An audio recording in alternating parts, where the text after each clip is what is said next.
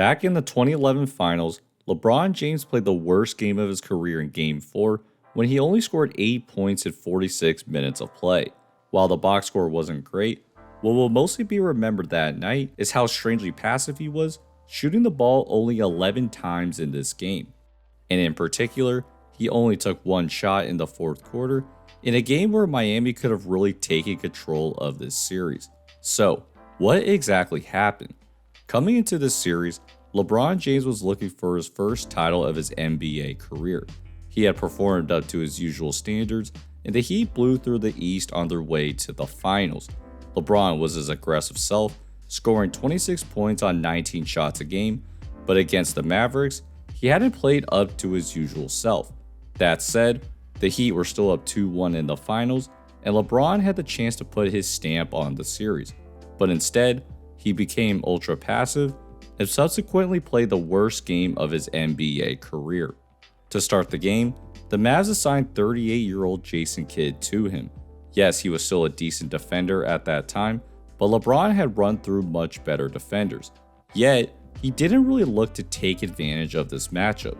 With LeBron at the elbow and in a good position to drive, he instead passes it to Wade to run a pick and roll. The ball eventually swings to the corner, and Joel Anthony then has to make a play, but he's not going to know what to do with it. For a lot of the game, LeBron would be standing in the corner while Wade was running the offense, and Wade was by far their best performer in the finals, but with Kidd hiding on LeBron, Wade had to consistently go against much longer defenders. As weird as it sounds, part of the issue was that Miami didn't really know how to use LeBron, especially when he was off the ball. This play in particular stood out, where Wade was out, and they had Chalmers running point with LeBron setting a screen for a Mike Miller shot. A lot of their offense for the entire year was on a your turn, my turn basis, so when Wade had the ball, LeBron was primarily standing around as a non-threat. But when LeBron had the ball, he didn't do himself any favors. On this fast break, Shawn Marion's the only guy in front of him, but he slows it down instead, and Bosh settles for a mid-range jumper. This happened quite a bit, where LeBron already had the mentality to get the ball out of his hands. On this pick and roll, he does a great job splitting the double, but he picks up the dribble early to pass it, and that's an easy steal. Part of the reason I believe he had this mentality was because of the poor roster construction. Remember, even though Miami was by far the more talented team, they had a lot of slashers instead of great three-point shooters. Consider the fact that they were playing double bigs, the spacing could get rough real quick. What this meant then was that Dallas could pack the paint and just dare Miami to take jump shots. And I think LeBron started to hesitate. When he catches the ball, Wade's taking up the corner, and Anthony's interfering with LeBron's driving lane, so he doesn't try to attack this matchup and passes it instead. On this one, LeBron's trying to ISO from the wing and he drives left, but 3 Mavs collapse on him because 2 bigs are in the paint, so he has nowhere to go. A lot of times, the Heat were getting in LeBron's way of driving into any sort of space, and he struggled to figure out how to create space for himself. In pick and rolls, the Mavs wanted LeBron to get rid of the ball, so instead of trying to attack downhill on these blitzes, LeBron was much more inclined to give opportunities for his teammates. So for LeBron to really be successful, he had to beat Dallas with his jump shot. While he could shoot some off the dribble, LeBron was a 33% three-point shooter at that time and had typically dominated teams by driving to the basket. As a result, LeBron was faced with a dilemma: take more jump shots than he normally liked, or get rid of the ball to a teammate. Now, to be clear, I'm not saying that LeBron shouldn't pass the ball at all. It's just important that these passes are productive in the sense that they'll move the defense as much as possible. For example, even though Jason Kidd's on him, I like this swing pass because Marion's trying to close out hard, which gives Wade an open lane and an easy layup at the rim. And in that third quarter, LeBron set up Wade numerous times. On this one, he splits the double and actually keeps his dribble alive. That forces the Mavs to come over, and Wade cuts in for a dunk. Just a few possessions later, LeBron runs pick and roll and wants to get it to Bosh, but then throws an absolute beauty of an alley-oop to Wade at the rim. This stretch from the late third to the early fourth quarter was where LeBron looked most like himself. Up 4, he posts up Jason Terry and draws a double team. The ball naturally moves around to the corner for a wide open 3. Next possession, we see that basketball IQ.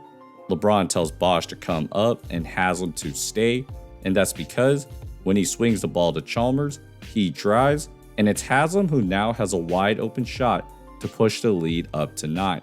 At this point, LeBron James only had 8 points, but the Heat were still in control of the game. But that's when he got strangely passive again.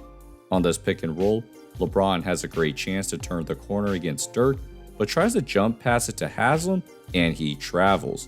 Once Wade came back in, the Mavs started running a zone to protect the paint, and LeBron was standing in the corner again as Wade tried to shoot this fadeaway jumper.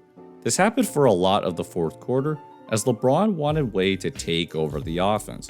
While it's fine to have Wade handle the ball, he was never in a position to be that secondary playmaker. So when the Mavs helped on Wade, that secondary playmaker had to be Mario Chalmers, who's not nearly as adept at finding good scoring opportunities.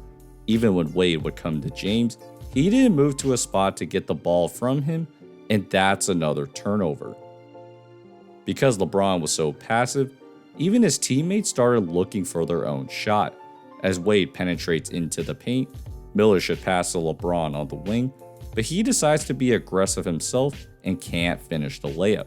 As weird as it sounds, LeBron was a negative on offense at this point, which helped Dallas get back in the game. Which leads us to the last 90 seconds. The Heat are down 2, and LeBron gets the ball with a chance to run.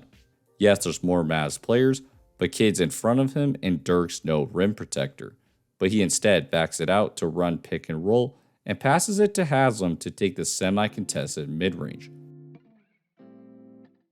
On the way down, the Mavs swing the ball beautifully all the way to the corner for a wide open 3. And on the miss, LeBron finds Wade with a beautiful pass, and he has a chance to tie it at the line. After making the first, the second free throw goes in and out, and now the Mavs have a chance to seal this game. Not surprisingly, they go to Dirk at the elbow. With 3 Heat guys on the left side, he drives right and gets it up over Wade's contest to make it a 3-point game. So in need of a 3, LeBron tries asking for the ball in the corner. Terry's right there, so Miller tries to go to Wade, but he drops the ball. He eventually finds Miller, who can't make the 3, and Dallas is able to tie the series at 2 games apiece. Overall, LeBron James only took 1 shot in the fourth quarter, which was a fadeaway jumper over Deshaun Stevenson, and obviously didn't score a point in the process. And as the series went on, LeBron never played up to his usual standards, and the Heat were upset in 6 games to the Dallas Mavericks. From there though, LeBron and the Heat made a few major adjustments to make sure that this would never happen again. The first thing they did was move Chris Bosh to the 5 and added Shane Battier in free agency to give the Heat much more shooting. Secondly, and more importantly, LeBron James was never that passive ever again. As Wade got older, LeBron took full control of the offense and reasserted himself as the best player in the NBA. Teams still dared him to shoot, but LeBron responded by steadily improving his jumper year after year. This was most evident in Game 7 against the Spurs, who dared him to shoot jump shots at volume, and LeBron gladly took the challenge, making 5 threes, including this mid-range pull-up that sealed his second title. The Heat ended up winning 2 championships in a 4-year span, and that kickstarted LeBron's run to become the GOAT in basketball history. So, while he was absolutely terrible in the 2011 finals, this ended up being a turning point for one of the greatest players in NBA history. So, hope you guys enjoyed this video. If so, you can support me on these platforms. Appreciate the support, and I'll see you guys next time. Peace.